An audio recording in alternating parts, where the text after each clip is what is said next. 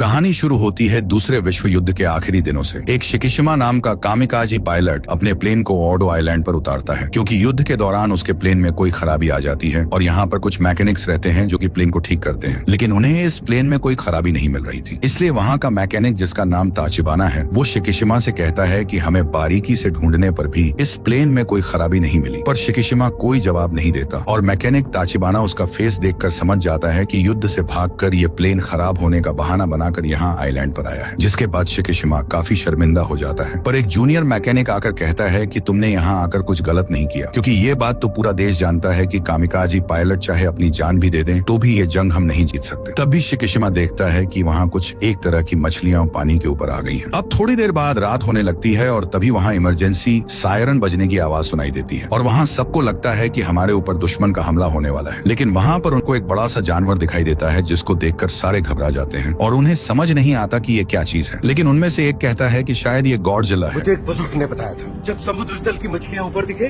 तब गॉडजिला आता है। अब सब लोग तुरंत जाकर बंकर में छिप जाते हैं और ताचिबाना शिकिशिमा से कहते हैं कि तुम प्लेन में जाकर उस पर गोलियां चलाओ। उसे चलाना सिर्फ तुम्हें ही आता है।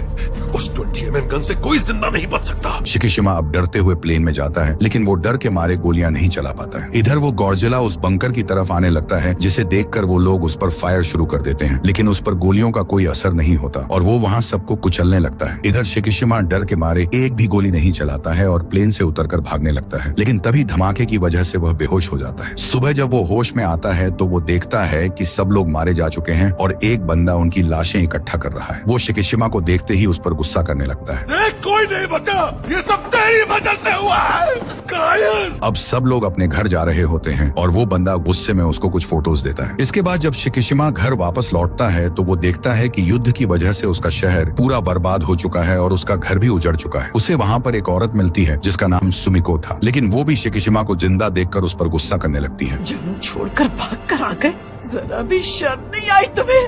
तुम लोगों ने अपना फर्ज निभाया तब तो आज मेरे बच्चे जिंदा होते। वो पूछता है कि क्या आपने मेरे माँ बाप को देखा है? वो कहती है कि वो भी मेरे बच्चों के साथ जलकर राख हो गए। इसके बाद शिकिशिमा बाजार में होता है जहाँ पर कुछ लोग एक लड़की का पीछा कर रहे थे क्योंकि वो कुछ चुरा कर भाग रही थी और उसके हाथ में एक बच्ची थी, लेकिन बीच में शिकिशिमा आ जाता है और वो बच्ची को उसके हाथ में पकड़ाकर भाग जाती है। शिकिशिमा को कुछ समझ नहीं आता, लेकिन जब वो वहाँ से जाने लगता है तो वो लड़की फिर से उसके पास आ जाती है। वो बच्ची को देकर वहाँ से जाने लगता है, लेकिन वो लड़की भी उसके पीछे लग जाती है। तुम इसे वहीं पर छोड़कर क्यों नहीं चले गए? इतनी छोटी बच्ची को मैं बाजार में कैसे छोड़ देता? अरे वाह। वो उसको मना करता है, फिर भी वो उसके पीछे पीछे उसके घर तक आ जाती है। हमें ऐसे बाजार में छोड़कर जाओगे तो हम भूखे प्यासे मर जाएंगे ना। हाँ तो मैं क्या करूँ? शिकिशिमा पूछता है कि तुम्हारा पति कहाँ है? वो कहती है कि क्या मैं तुम्हें शादीशुदा लग रही हूँ? वो पूछता है ये बच्ची किसकी है? वो बताती है कि हवाई हमले में इसकी माँ ने दम तोड़ते हुए इसको मुझे सौंपा था। इस बच्ची का नाम अकीको होता है और वो अपना नाम नोरिको बताती है। इसके बाद वो उस बच्ची के साथ उसके टूटे हुए घर में ही सो जाती है और शिकिशिमा सोचता है कि ये तो गले ही पड़ गई। दूसरे दिन वो औरत शिकिशिमा से कहती है, तुम एक औरत और बच्ची को घर में लाकर अपने आप को मसीहा समझते हो, लेकिन जब हीरो बनना था तब तो भाग कर आ गए। शिकिशिमा कहता है कि वो खुद से आ गई और वो बच्ची भी उसकी नहीं है। सुमिको पूछती है कि क्या उस बच्ची के खाने के लिए कुछ है? शिकिशिमा नहीं कहता है, जिसके बाद सुमिको उस बच्ची के खाने के लिए थोड़े चावल देती है जो उसके खाने के लिए बचे थे। दूसरे दिन शिकिशिमा घर आकर बताता है कि मुझे एक काम मिला है जिसके लिए 3000 येन एडवांस भी मिले हैं। नोरिको कहती है कि काम के पहले ही 3000 एडवांस कैसे मिल गया? जरूर ये कोई धोखा हो सकता है। शिकिशिमा कहता है कि ऐसी कोई बात नहीं है, दरअसल ये कंपनी सरकार के लिए काम करती है और ये काम थोड़ा खतरनाक है, इसलिए ज्यादा पैसे मिल रहे हैं। वो बताता है कि जंग के दौरान हमारी और अमेरिकी नौसेना ने समुद्र में बहुत सारी माइंस बिछाई थी और उन्हें निकालने का काम हमें मिला है। ये सुनकर नोरिको भड़क जाती है और कहती है कि इसमें तुम्हारी जान भी जा सकती है। शिकिशिमा कहता है कि ऐसे हालात में ये काम मिल गया यही बहुत है और ऊपर से अकीको की भी जिम्मेदारी है और काम खतरनाक है, इसका मतलब मर थोड़ी जाऊंगा मैं, और मुझे ऐसी नाव पर भेजेंगे जो खासकर मैग्नेटिक माइंस से बचने के लिए ही बनी है। लेकिन जब वो ड्यूटी पर पहुंचता है तो देखता है कि ये तो बस लकड़ी से बनी छोटी सी नाव है। उसे वहाँ पर 3 लोग मिलते हैं, कैप्टन अकित्सु, मिजुसीमा और नोदा, जो कि जंग के दौरान नौसेना के लिए हथियार बनाने का काम करते थे। वो बताते हैं कि हमारी और अमेरिकी नौसेना ने जंग के दौरान करीब 60,000 माइंस जापान के किनारे बिछा रखी हैं, जिनमें सबसे खतरनाक है मैग्नेटिक माइंस, और लोहे से बना नाव या जहाज उसके पास जाते ही फट जाएगी, इसलिए हम लकड़ी से बनी नाव का इस्तेमाल करते हैं। कैप्टन बताता है कि हमारा साथी एक और नाव है और दोनों नाव से बांधी रस्सी में लगी लगी कटर माइंस के तार को काट देगी, जिससे माइंस सतह पर आ जाएंगी और हम गन से उसको उड़ा देते हैं। लेकिन कैप्टन अकित्सु से निशाना जल्दी नहीं लग रहा था, तो शिकिशिमा निशाना लगाता है और क्योंकि उसे फाइटर प्लेन उड़ाने का एक्सपीरियंस होता है, इसलिए वो तुरंत माइन को उड़ा देता है और ये देखकर सब लोग काफी इंप्रेस हो जाते हैं। और अब ये सब ऐसे टीम बनकर रोज ड्यूटी करने लगते हैं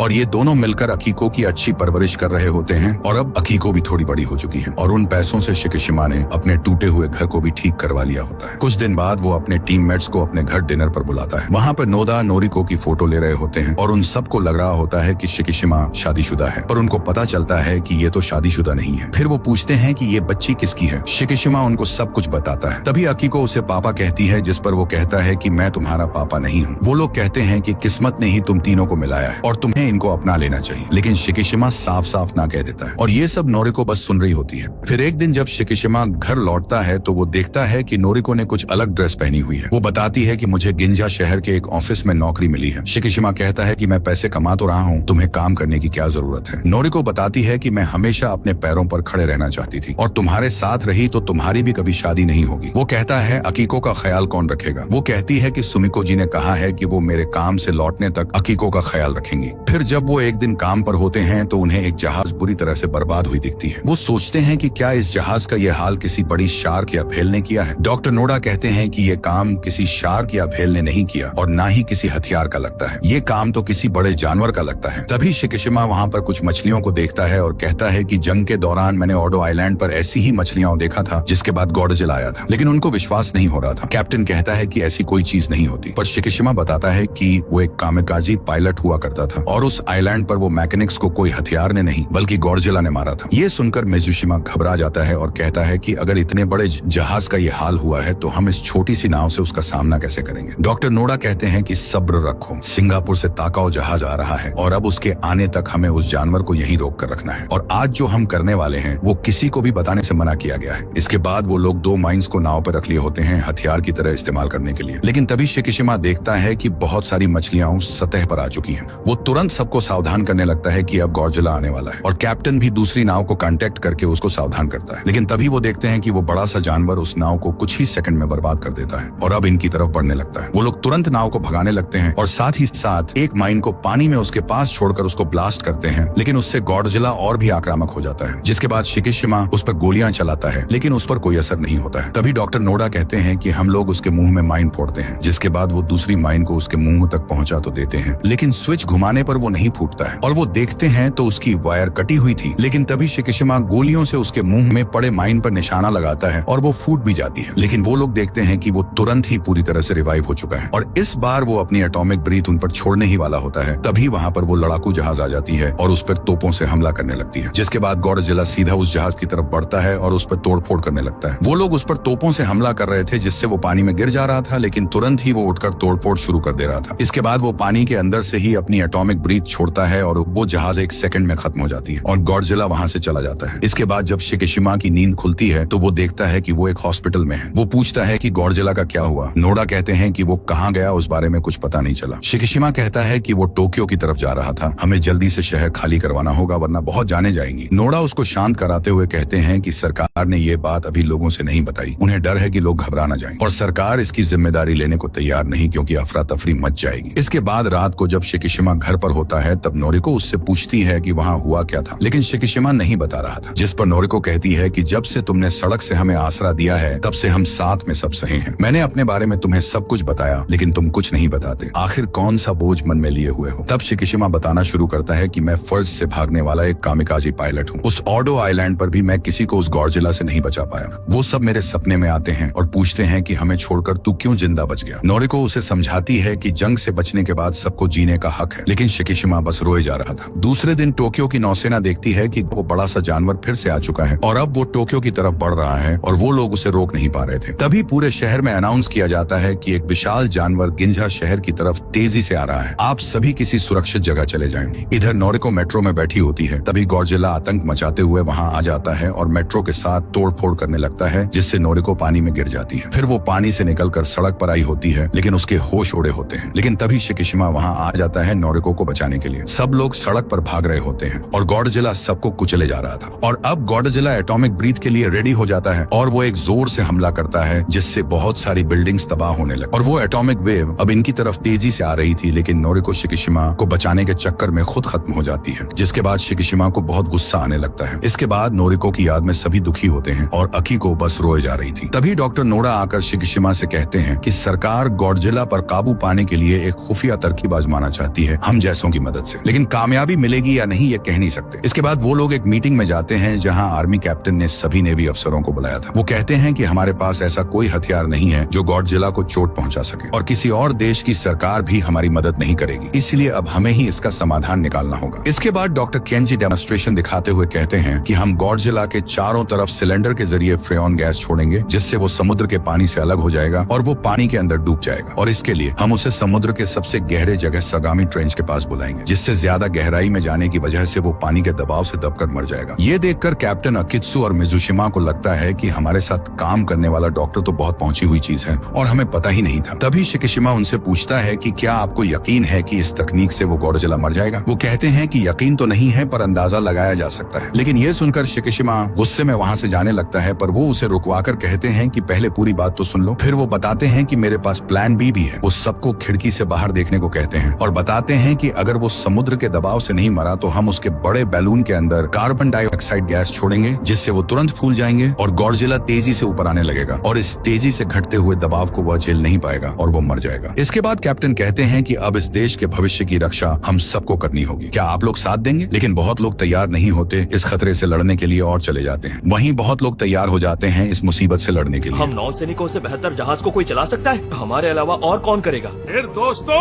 आप सब तैयार हैं?